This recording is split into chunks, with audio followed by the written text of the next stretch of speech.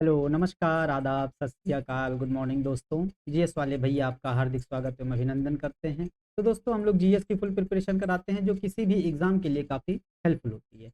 Helpful इसलिए होती है क्योंकि हम लोग पढ़ते ही इसी तरीके से हैं, पहले थ्योरीज़ पढ़ते हैं, फिर एमसीक्यू सॉल्व करते हैं, फिर वन लाइनर।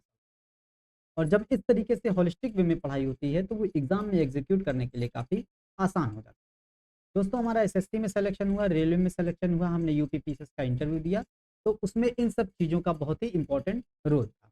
इसीलिए ये सारी चीज़ें आप लोगों के सामने शेयर करते हैं। तो दोस्तों हम लोग रेगुलेटिंग एक्ट की क्लास से लेकर के अभी तक इसी तरीके से पढ़े हैं और इस तरीके की पढ़ाई दिमाग को बूस्टअप करने का भी कार्य करती है। हम लोग भाग 11 और भाग 12 पढ़ चुके थे। भाग 11 और भाग 12 दोनों लगभग केंद्र और राज्य के विधायी, प्रशासनिक और वित्तीय संबंधों से संबंधित है।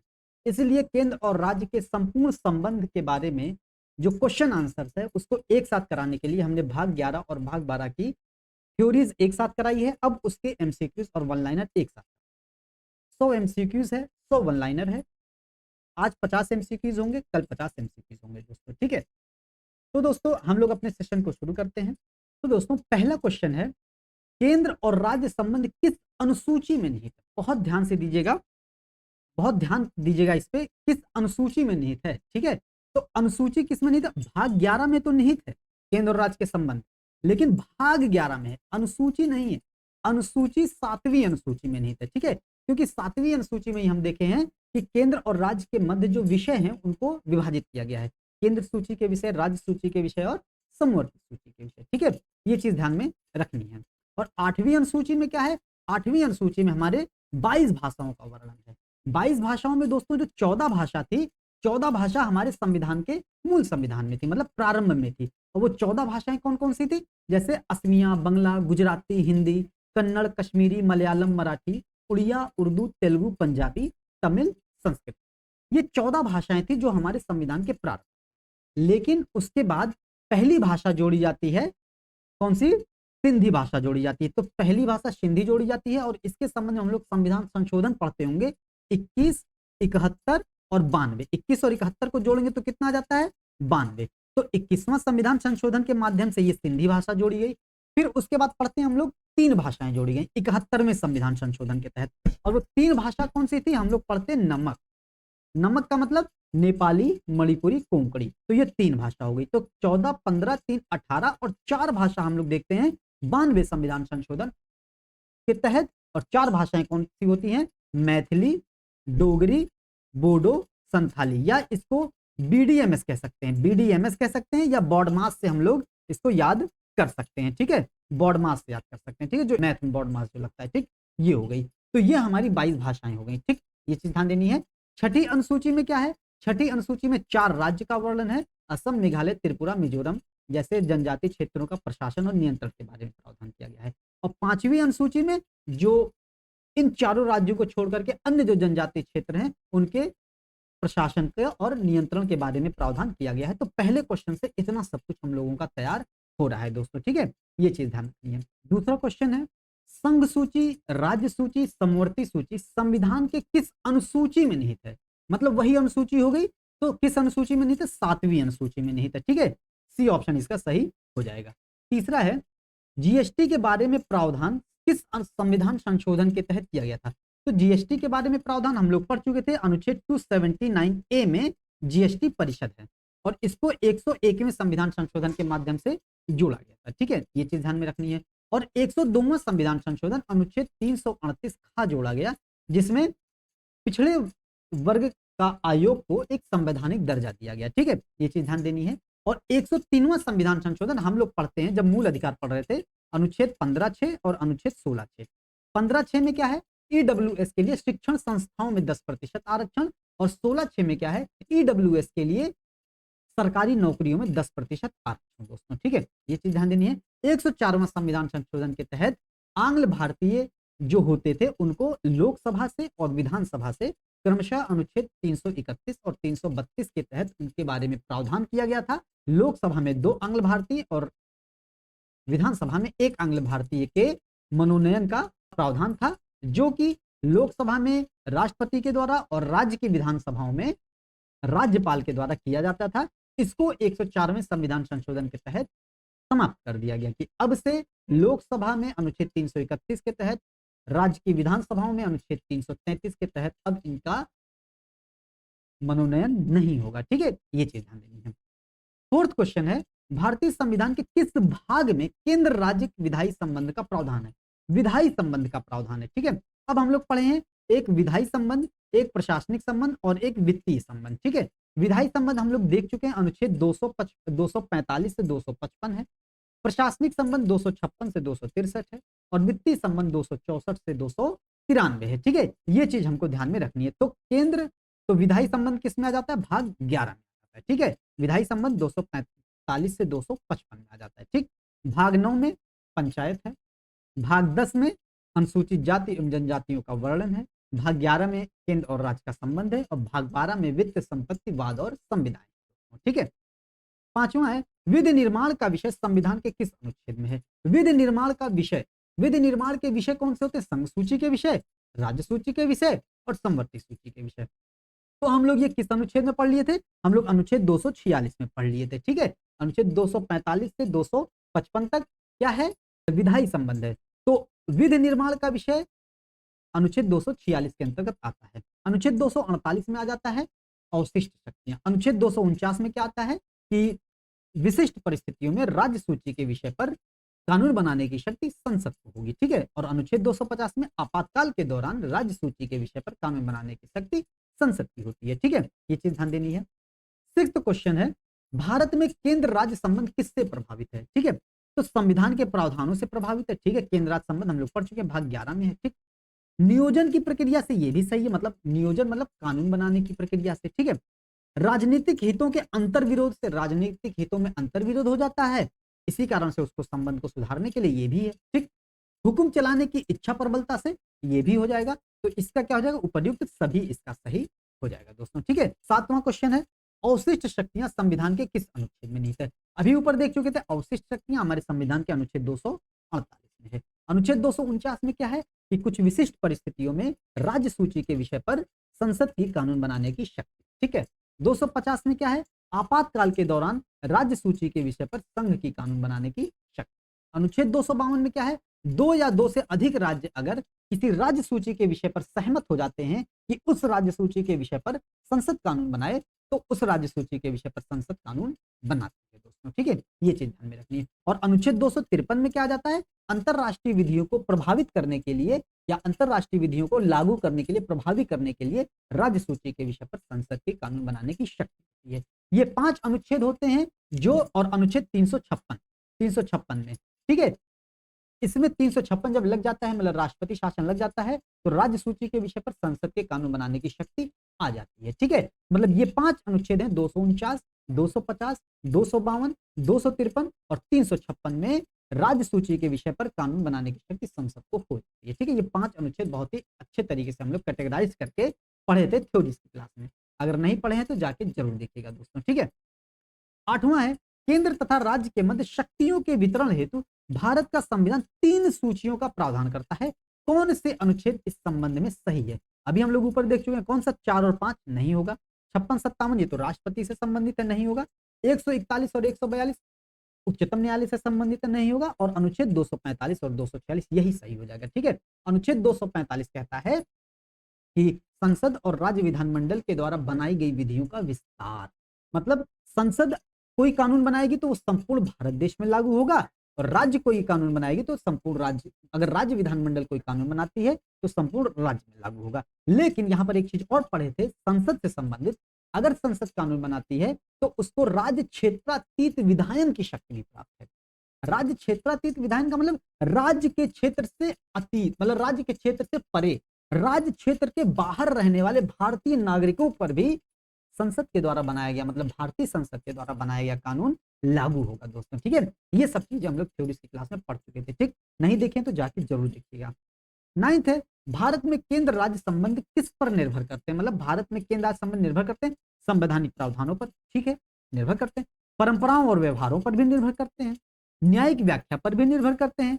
बातचीत के लिए यंत्र विन्यास, बातचीत के लिए यंत्र विन्यास पर भी, जैसे यंत्र विन्यास का मतलब क्या हो जाता है, जैसे अंतरराज्यीय परिषद हो गई, ये सब चीजें। ठीक है, ये भी सही है। तो उपयुक्त सभी इसका सही हो जाएगा। ठीक, 10वां है संघ और राज्य द्वारा बनाई गई विधियों का विस्तार संविधान के किस अनुच्छेद में? अभी बताए थे बनाई गई विधियों का विस्तार अनुच्छेद 246 में है, ठीक है। नहीं हुआ, बनाई गई विधियों का विस्तार अभी जो एक्सप्लेनेशन में दिए 246 में तो है राज्य सूची, समवर्ती सूची और संघ सूची के बारे में प्रावधान किया गया है। राज्य के और संघ के द्वारा बनाई गई विधियों का विस्तार अनुच्छेद 245 में है, अभी जो ऊपर एक्सप्लेन किए थे, ठीक है। वो चीज की संसद के द्वारा बनाया गया कानून भारत के संपूर्ण भारत में लागू होगा और भारत से बाहर रहने वाले भारतीय नागरिकों पर भी लागू होगा। और राज्य के द्वारा बनाया गया कानून या राज्य विधानमंडल के द्वारा बनाया गया कानून संपूर्ण राज्य में लागू होगा, ठीक है। ये चीज हो जाएगी। अनुच्छेद 248 और अनुच्छेद 249 में क्या है? अनुच्छेद 248 में अवशिष्ट शक्तियां हैं और अनुच्छेद 249 में राज्य सूची के विषय पर संसद की कानून बनाने की शक्ति राष्ट्रीय हित में, ठीक है। कुछ विशिष्ट परिस्थितियों मतलब राष्ट्रीय हित में, ठीक है। 11वां हो जाएगा भारतीय संविधान में अवशिष्ट शक्तियां किस में निहित है? अब अवशिष्ट शक्तियां किसमें निहित है? अवशिष्ट शक्तियां अनुच्छेद 248 में निहित है और इस पर कानून बनाने की शक्ति संसद को निहित है। अवशिष्ट शक्तियों में वो शक्तियां आती हैं जो ना तो राज्य सूची में है ना ही संघ सूची में है। जैसे जो वर्तमान मुद्दे उठते हैं जैसे साइबर क्राइम हो गया, आर्टिफिशियल इंटेलिजेंस हो गया, है कि नहीं, चैट जीपीटी, ये सब साइबर क्राइम वगैरह ये सब आ जाते हैं, ये संसद के अधीन आ जाते हैं, मतलब अवशिष्ट शक्तियों के अधीन आ जाते हैं, ठीक है। 12वां है केंद्र और राज्य के मध्य विधायी संबंध किस अनुच्छेद में? केंद्र और राज्य के मध्य विधायी संबंध, विधायी संबंध हम लोग देखे हैं अनुच्छेद 245 से 255 के बीच में है, ठीक है। 256 से 263 में प्रशासनिक संबंध है और 264 से 298 में 264 से 293 तक वित्तीय संबंध है या आर्थिक संबंध है, ठीक है। ये चीज ध्यान देना है। 13वां है वे विषय जिन पर केंद्र और राज्य सरकार दोनों कानून बना सकती हैं क्या कहलाती हैं? तो केंद्र और राज्य सरकार समवर्ती सूची के तहत समवर्ती सूची में आने वाले विषयों पर केंद्र और राज्य दोनों कानून बनाती हैं दोस्तों, ठीक है। 14th है जीएसटी के संबंध में उपबंध संविधान के किस अनुच्छेद में है? तो जीएसटी के संबंध में उपबंध संविधान के 246 के में है, मतलब का में है, 246 का में है, ठीक है, या 246 ए में है। और 279 ए में क्या है? जीएसटी परिषद है दोस्तों, ठीक। 15वां है एक संघीय राज्य व्यवस्था सम्मिलित है। एक संघीय राज्य व्यवस्था सम्मिलित है संघ और राज्य के बीच संबंध। जब भी संघीय व्यवस्था आएगी हम लोग पहले पढ़ चुके हैं, संघीय व्यवस्था का मतलब ही होता है संघ और राज्य के बीच में संबंध दोस्तों, ठीक है। ये चीज हो जाएगी। और संघ और राज्य के बीच में संबंध हम लोग भाग 11 में पढ़ चुके हैं, अनुसूची 7 में पढ़ चुके हैं, ठीक है। ये चीज ध्यान देनी है। राज्यों के मध्य संबंध, ठीक है, ये भी है संघीय राज्य व्यवस्था का संघीय राज्य व्यवस्था की एक विशेषता है। समन्वय के लिए तंत्र, ये भी है, जैसे हम लोग देखते हैं अंतर्राज्यीय परिषद है अनुच्छेद 263 के अंतर्गत, ये राज्यों के बीच में या केंद्र और राज्य के बीच में समन्वय के लिए तंत्र है। विवादों को सुलझाने के लिए तंत्र, जैसे हम लोग अनुच्छेद 262 में देख लेते हैं, अंतर्राज्यीय नदियों से संबंधित जो विवाद होते हैं उनको निपटाने के लिए अंतर्राज्यीय नदी जल विवाद प्राधिकरण का गठन किया गया है कि नहीं, विवादों को निपटाने के लिए। तो ये सब सभी हो जाएंगे इसके आंसर, ठीक, तो उपयुक्त सभी हो जाएगा। 16वां है भारतीय संविधान के अनुच्छेद 249 किससे संबंधित है? कई बार अभी एक पर एक्सप्लेनेशन में बता चुके हैं। राष्ट्रपति की आपातकालीन शक्तियां नहीं है, आपातकालीन शक्तियां अनुच्छेद 250 से है। लोकसभा के विघटन से नहीं है। संसद की प्रशासनिक शक्तियों से ये भी नहीं है। राज्य सूची के विषय के संबंध में संसद की विधायी शक्तियों से, ये सही हो जाएगा। तो डी इसका आंसर हो जाएगा दोस्तों, ठीक है। राज्य सूची के विषय पर राष्ट्रीय हित में जब कानून बनाना आवश्यक होता है तो संसद कानून बनाती है राज्यसभा के अनुमोदन पर दोस्तों, ठीक है। ये चीज सही हो जाएगी। 17वां है केंद्र राज्य के मध्य शक्तियों का विभाजन किस एक्ट पर आधारित है? तो केंद्र और राज्य के मध्य शक्तियों का विभाजन 1935 भारत शासन अधिनियम 1935 के एक्ट पर आधारित है। यहां पर यह समझना जरूरी है कि केंद्र और राज्य के मध्य शक्तियों का विभाजन की जो रीति ली गई है, विभाजन के जो विषय लिए गए हैं, संघ सूची, राज्य सूची, समवर्ती सूची, ये विषय भारतीय शासन अधिनियम 1935 से प्रेरित है। लेकिन जो संपूर्ण अवधारणा है, अवधारणा ये संघात्मक अवधारणा है और संघात्मक अवधारणा ये कनाडा के संविधान से लिया गया है। यहां पर अंतर करना बहुत ही आवश्यक है आप लोगों को, ठीक है, ध्यान दीजिएगा। अब 18वां क्वेश्चन है अनुच्छेद 249 के अंतर्गत पारित प्रस्ताव कितने समय से अधिक लागू नहीं होगा? तो अनुच्छेद 249 के तहत पारित प्रस्ताव 1 वर्ष से अधिक लागू नहीं होता है, ठीक है। अगर 1 वर्ष के भीतर या 1 वर्ष तक जो है राज्यसभा उस पर पुनः अपना संकल्प प्रस्तावित नहीं करती है तो ये 6 महीने के बाद समाप्त हो जाता है, ठीक है, ध्यान दीजिएगा। 19वां है कौन सा अनुच्छेद भारतीय संविधान के अंतर्गत अंतरराज्यीय परिषद के संबंध में प्रावधान करता है? तो अंतरराज्यीय परिषद अनुच्छेद 263। 262 में क्या है, अंतरराज्यीय जल विवाद के समाधान के लिए बारे में बात की गई है, ठीक है। 20वां है अंतरराज्यीय परिषद की स्थापना किसके द्वारा की जाती है। अब अंतरराज्यीय परिषद अनुच्छेद 263 में है और इसकी स्थापना दोस्तों राष्ट्रपति के द्वारा की जाती है। हम लोग पहले पढ़ चुके हैं, नहीं पढ़े तो जाके जरूर देख लीजिएगा, ठीक। 21वां है क्षेत्रीय परिषदों का सृजन किसके द्वारा हुआ है। तो क्षेत्रीय परिषदों का सृजन दोस्तों हुआ है क्षेत्रीय परिषद अधिनियम 1956 के तहत। 1956 के तहत अधिनियम बनाया गया, मतलब संविधान के द्वारा नहीं है, सरकारी संकल्प भी नहीं है क्योंकि अधिनियम बना दिया गया है, राष्ट्रीय विकास परिषद के द्वारा भी नहीं है और संसदीय कानून है इसका मतलब, ठीक है, ठीक है, ये चीज ध्यान में दीजिएगा। 22वां क्वेश्चन है अनुच्छेद 249 के अनुसार राज्य सूची के विषय पर राष्ट्रीय हित में संसद कानून कब बना सकती है। अब ध्यान देना है, जब राज्यसभा, ये सही है, उपस्थित और मतदान, ये भी सही है, वाले सदस्यों के साधारण बहुमत, ये गलत। जब राज्यसभा, ये सही है, कुल सदस्य आ गया, गलत है क्योंकि उपस्थित और मतदान वाला होगा, ठीक है, ये तो यही गलत हो गया। जब संसद, यही गलत हो गया क्योंकि जब राज्यसभा आएगा। तो जब राज्यसभा, ये सही है, उपस्थित और मतदान, ये भी सही है, सदस्यों वाले 2/3 बहुमत से प्रस्ताव पारित करती है, तो ये इसका आंसर हो जाएगा। मतलब 249 के तहत राज्य सूची के विषय पर राष्ट्रीय हित में राज्यसभा उपस्थित और मतदान करने वाले सदस्यों के 2/3 बहुमत से जब कोई प्रस्ताव पारित करती है तो उस विषय पर संसद कानून बनाती है। ये चीज ध्यान में रखनी है, ठीक। 23वां है क्षेत्रीय परिषद की अध्यक्षता कौन करता है। अब क्षेत्रीय परिषद है तो क्षेत्रीय परिषद की अध्यक्षता भारत के गृह मंत्री के द्वारा किया जाता है, ठीक। प्रधानमंत्री नहीं है दोस्तों, ध्यान दीजिएगा, प्रधानमंत्री अंतरराज्यीय परिषद की अध्यक्षता करते हैं 263 के तहत, ठीक है, ध्यान दीजिएगा। राज्य सूची के विषय पर राष्ट्रीय हित में कानून बनाने की शक्ति संविधान के किस अनुच्छेद में नहीं था। मतलब राज्य सूची के विषय पर राष्ट्रीय हित है ना, राष्ट्रीय हित है तो 249 है, यहीं पर राज्य सूची के विषय पर आपातकाल होता तो 250 होता, यहीं पर राज्य सूची के विषय पर 2 या 2 से अधिक राज्य होता तो अनुच्छेद 252 होता, यहीं पर राज्य सूची के विषय पर अंतरराष्ट्रीय संधियों को लागू करना या अंतरराष्ट्रीय संधियों को प्रभावित करने के लिए होता तो अनुच्छेद 253 होता दोस्तों, ठीक। कितनी बार आपको बता चुके हैं दोस्तों, ठीक है, तो आपको याद हो ही जा रहा होगा, ठीक है, और एग्जाम में बहुत आसान हो जाएगा आप लोगों के लिए, इसीलिए लाइक जरूर कीजिए, ठीक है, शेयर कीजिए, कमेंट भी किया करिए, ठीक है, और सब्सक्राइब नहीं किए तो सब्सक्राइब कर लीजिए, ठीक।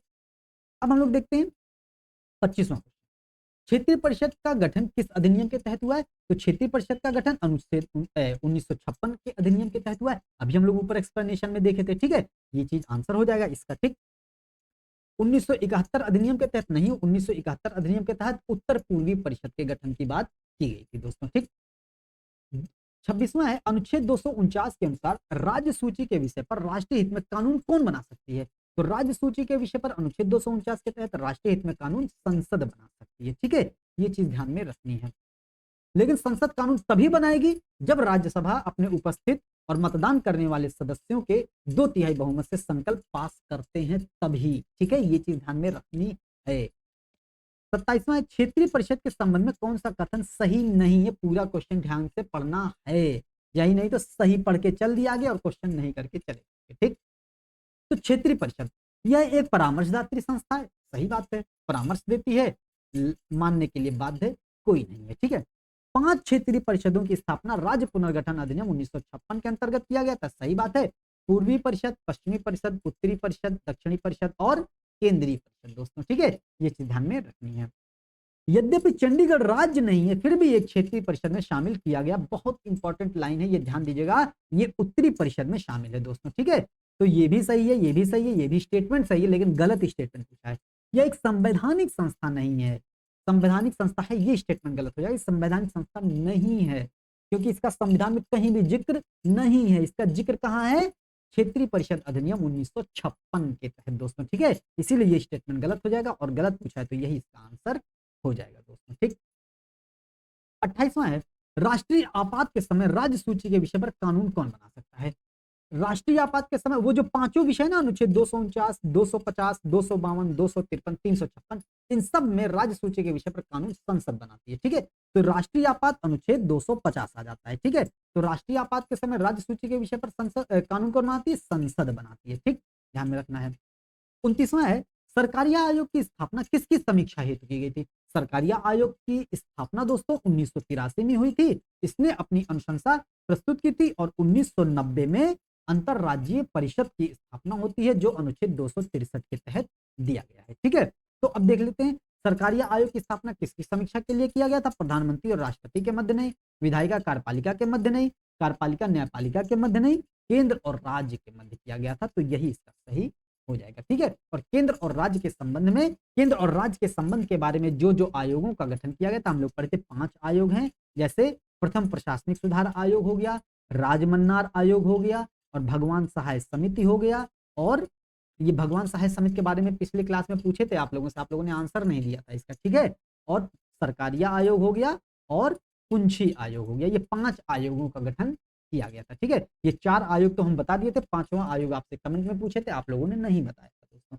कमेंट सेक्शन में जो भी पूछा जाए उसको जरूर आंसर दिया कीजिए, इससे आप लोगों को चीजें याद होंगी। ठीक है, और हमको भी लगेगा कि आप लोग भी थोड़ा एंगेज हो रहे हैं दोस्तों। ठीक है, हमको भी थोड़ा सा प्रोत्साहन मिलेगा दोस्तों। ठीक, तो यहाँ पर केंद्र और राज्य के मध्य के बारे में, संबंधों के बारे में सरकारी आयोग का गठन किया गया था। 30वां है, अनुच्छेद 249 के अनुसार यदि राज्यसभा ने संकल्प पारित नहीं किया है तो कितने समय के बाद विधि लागू नहीं होगी? अभी बता चुके हैं, अनुच्छेद 249 के तहत राज्य सूची के विषय पर राष्ट्रीय हित में कानून संसद बनाती है। संसद कानून कब बनाती है? जब राज्यसभा उपस्थित और मतदान करने वाले सदस्यों के 2/3 बहुमत से संकल्प पास कर देती है। और जब राज्यसभा पास कर देती है तो संसद कानून बनाती है, तो 1 साल के लिए विधि लागू होती है। 1 साल के लिए विधि लागू होती है, लेकिन इसमें पूछा राज्यसभा ने अगर संकल्प नहीं पारित किया, 1 साल बीत गया, अगर राज्यसभा संकल्प फिर पास कर देती है, फिर 1 साल लागू हो जाएगा, फिर पास कर देती है, फिर लागू हो जाएगा। मतलब अगर राज्यसभा संकल्प पारित नहीं करती है तो ये विधि अगले 6 महीने के बाद स्वतः समाप्त हो जाता है दोस्तों। ठीक है, ये ध्यान दीजिएगा। जब प्रारंभ में लागू होगा तो 1 साल के लिए, लेकिन अगर 1 साल के बाद राज्यसभा ने संकल्प पास नहीं किया है तो अधिकतम 6 महीने बाद ये खत्म हो जाएगा, 1.5 साल मतलब। ठीक है, ये चीज ध्यान में रखना। 31वां, निम्नलिखित में से कौन सरकारी आयोग का सदस्य था? तो वी शंकर नहीं थे, हनुमंतैया भी नहीं थे, एलिगेशन भी नहीं थे, डॉक्टर एस आर सेन थे। अब आप कमेंट सेक्शन में बताइएगा, डॉक्टर एस आर सेन थे सरकारिया आयोग में। ये जो सरकारिया थे ये तो उसके अध्यक्ष थे, एक और थे, कौन थे? कमेंट सेक्शन में जरूर बताइएगा, पिछले क्लास में पढ़ चुके हैं हम लोग। ठीक, 32वां है, राष्ट्रीय आपात के समय राज्य सूची के संबंध में संसद द्वारा कानून बनाना संविधान के किस अनुच्छेद में? अब राष्ट्रीय आपात के समय तो अनुच्छेद 250 हो जाएगा। ठीक है, राष्ट्रीय हित में अनुच्छेद 249 हो जाता है, 2 या 2 से अधिक राज्य वाला अनुच्छेद 252 हो जाता है, अंतरराष्ट्रीय विधियों को प्रभावी करने के लिए अनुच्छेद 253 हो जाता है। ठीक है, ये चीज ध्यान में रखिए। 33वां है, किस आयोग ने स्थायी अंतरराज्यीय परिषद, जो अंतर सरकारी परिषद के नाम से जानी जाती थी, की स्थापना का समर्थन किया? तो सरकारी आयोग ने उसका समर्थन किया था। और अंतरराज्यीय परिषद को ही अंतर सरकारी परिषद भी कहा जाता है, ये चीज इंपॉर्टेंट है, ध्यान दीजिए। 34वां है, 2 या 2 से अधिक राज्यों की सहमत से भी राज्य सूची के विषय पर संसद के कानून बनाने की शक्ति संविधान के किस अनुच्छेद में है? 2 या 2 से अधिक राज्य सहमत हो तो 2 या 2 से अधिक राज्य तो 5 है, 2 या 2 से अधिक राज्य 252 है। ठीक है, ध्यान में रखना है। 35वां है, अंतरराज्यीय परिषद का गठन कब किया गया? तो अंतरराज्यीय परिषद का गठन 1990 में किया। अंतरराज्यीय परिषद के गठन के संबंध में सरकारिया आयोग की गठन 1983 में हुआ था। ठीक है, इसी ने अनुशंसा की थी। वित्त आयोग का गठन कितने वर्ष के अंतराल पर होता है? तो वित्त आयोग का गठन प्रत्येक 5 वर्ष के अंतराल पर राष्ट्रपति के द्वारा किया जाता है, और वित्त आयोग अपनी रिपोर्ट राष्ट्रपति को सौंपता है, और राष्ट्रपति उस रिपोर्ट को संसद के समक्ष, संसद के दोनों सदनों के समक्ष प्रस्तुत करवाता है। ठीक है, ये चीज ध्यान रखिए। 37वां है, निम्नलिखित में से कौन भारत में संघ राज्य संबंध से संबंधित नहीं है? सरकारिया आयोग संबंधित है, राजमन्नार आयोग संबंधित है, पुंछी आयोग संबंधित है, इंद्रजीत गुप्ता संबंधित नहीं है। तो इसका आंसर डी ही सही हो जाएगा दोस्तों। ठीक है, ये चीज ध्यान दीजिए। और 30वां है, अंतरराष्ट्रीय समझौता को प्रभावी बनाने के लिए राज्य सूची के विषय पर संसद द्वारा कानून बनाना संविधान के किस अनुच्छेद में? मतलब अंतरराष्ट्रीय समझौते को प्रभावी करने के लिए, तो अंतरराष्ट्रीय समझौता अनुच्छेद 253 में है दोस्तों। ठीक है, इंपॉर्टेंट है, ध्यान दीजिए। कितनी बार रिवीजन हो रहा है, रिवीजन ऐसे ही होता और याद ऐसे ही होता है, इसीलिए एमसीक्यूज जरूरी है दोस्तों। ठीक है, एमसीक्यूज, वन लाइनर, ये सब बहुत जरूरी होता है एग्जाम के सिलेक्शन के लिए दोस्तों। ठीक है, तो आप लोग इसलिए एमसीक्यूज, वन लाइनर जरूर लगाइए थ्योरी के बाद। ठीक है, आपका सब तैयार हो जाएगा, जो भी विषय पढ़िए, जो भी टॉपिक पढ़िए, उसके बाद थ्योरीज, एमसीक्यू जरूर लगाइए दोस्तों। ठीक है, और सेशन को लाइक जरूर किया कीजिए, लाइक नहीं किए तो लाइक कर दिया कीजिए। ठीक है, शेयर भी कर दिया करिए दोस्तों के पास, और कमेंट कर दिया करिए, जो क्वेश्चन पूछा जाए कमेंट, और अपना फीडबैक जरूर दिया कीजिए, कैसी क्लास थी, क्या कमी रह गई थी। ठीक है, ये सब चीजें।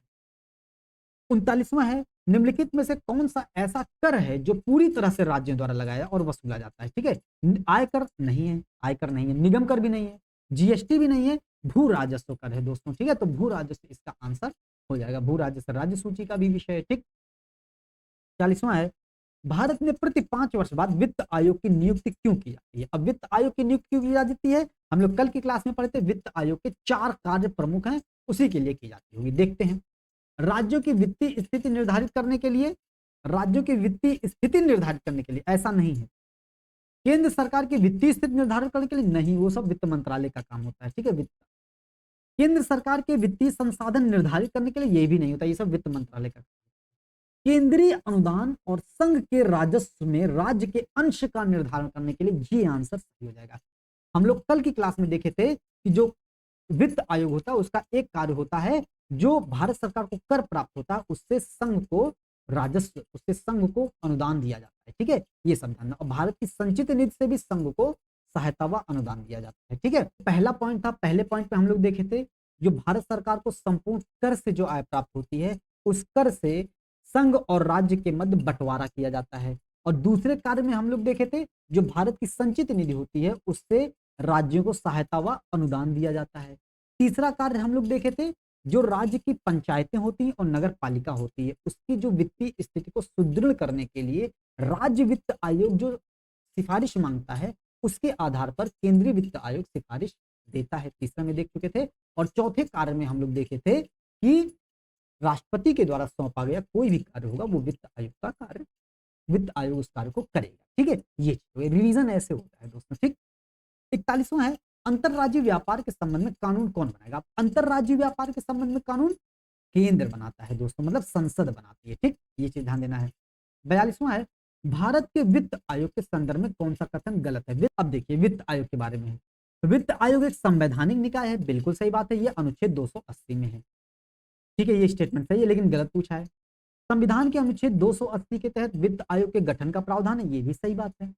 वित्त आयोग द्वारा की गई सिफारिश प्रकृति में केवल सलाहकारी है, ये भी सही बात है, बाध्यकारी तो है नहीं, केवल सलाहकारी है, सही है, कल ही पढ़ चुके थे। पहले वित्त आयोग का गठन 1950 में किया गया था, ये गलत स्टेटमेंट है।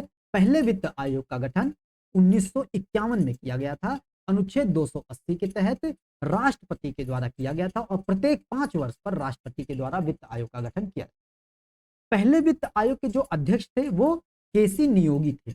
और बहुत इंपॉर्टेंट है, एग्जाम में यहां से क्वेश्चन पूछा जाता है, पहले वित्त आयोग के अध्यक्ष, दूसरे वित्त आयोग के अध्यक्ष, तीसरे वित्त आयोग के अध्यक्ष और चौथे वित्त आयोग के अध्यक्ष। शुरू के 4 हमको याद रखना है और शुरू के 4 के लिए एक ट्रिक बताए थे आपको, निशाचर, आपको निशाचर बताए थे ट्रिक। निशाचर एक शब्द है जो कि रात में चलने वाले प्राणी होते हैं, हालांकि वहां पर यह शाह होता है लेकिन हमको ध्यान में रखना निशाचर। पहले वित्त आयोग के केसी नियोगी हो गए, पहले के नियोगी हो गए। दूसरे के साथ से संथानम है, संथानम बहुत इंपॉर्टेंट नाम है पॉलिटी में। संथानम ने ही सीबीआई के गठन की बात की थी, संथानम ने ही सीवीसी के गठन की बात की थी, सेंट्रल विजिलेंस कमीशन, मतलब केंद्रीय सतर्कता आयोग। और संथानम ही है दोस्तों जो दूसरे वित्त आयोग के अध्यक्ष होते हैं। ठीक है, चा से ये निशाचर है, चा से चंदा हो जाता है, तो तीसरे वित्त आयोग के अध्यक्ष चंदा हो जाते हैं।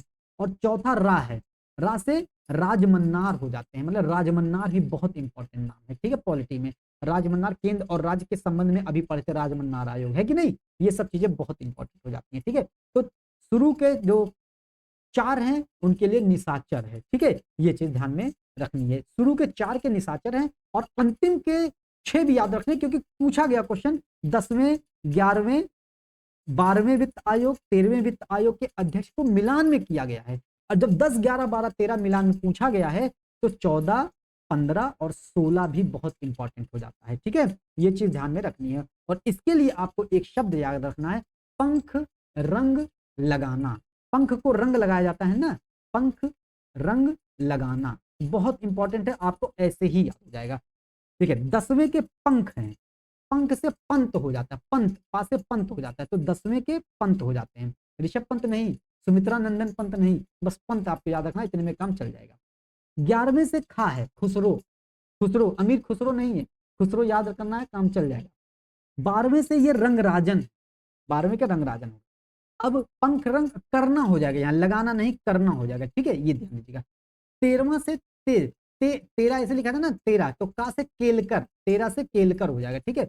14 से आ जाएगा रा से रेड्डी हो जाएगा, ठीक है। 14वें के रेड्डी हम लोग पढ़ते होंगे वाई वी रेड्डी। 15वें के ना आ जाता है ना 15वें के अभी चुने गए थे इसके पहले एनके सिंह। एनके सिंह बहुत इंपॉर्टेंट है, याद रखना। वाई के सिंह भी पूछ सकता है, एस वाई सिंह भी कह सकता है आंसर, ठीक है।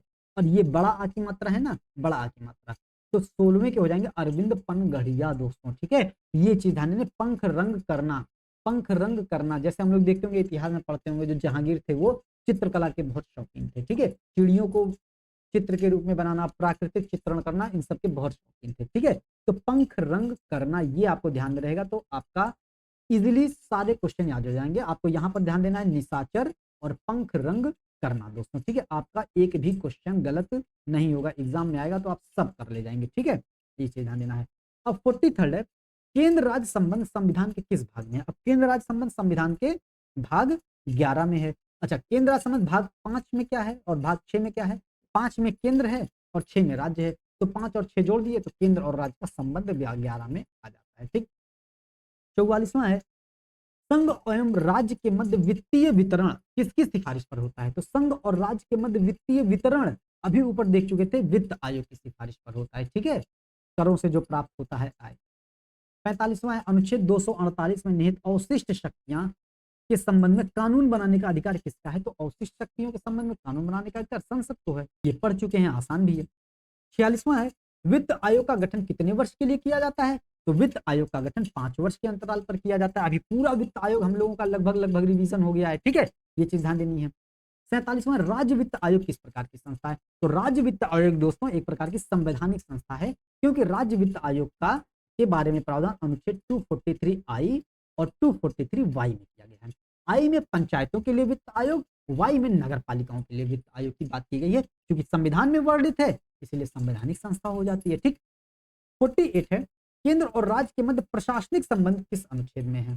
तो केंद्र और राज्य के मध्य जो प्रशासनिक संबंध है वो अनुच्छेद 256 से 263 के बीच में। शायद एक क्वेश्चन ऊपर और आया था, केंद्र और राज्य के मध्य प्रशासनिक संबंध अनुच्छेद 256 से 263 के बीच में है।